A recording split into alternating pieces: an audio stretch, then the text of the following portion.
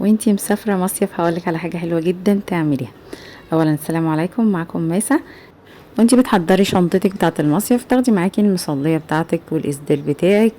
عايزاكي تاخدي مصلية مش هتحتاجيها تاني بعد كده، يعني تكون مثلا زيادة عندك في البيت، او تشتريها مخصوص. يعني مش شرط تكون زيادة، ممكن تشتري مصلية مخصوص من فلوسك.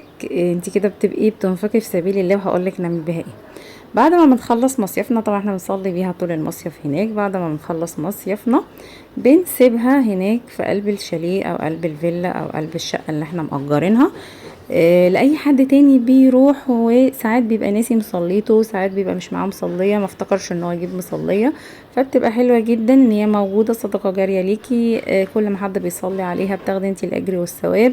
وطبعا لو انتي جايباها من حر مالك فدي بتفرق كتير، وبتاخدي ثواب كامل. اعتبريها بقى بنية صدقة جارية ليكي، وشوفي بقى كام ثواب هتاخدي لو كذا حد صلى عليها. ربنا يا رب يجعله في ميزان حسناتكم وحسناتي، ويرزقكم يا رب الخير كله عاجله واجله. بحبكم كتير كتير، ما تنسونيش بقى في اللايك والشير، والسلام عليكم.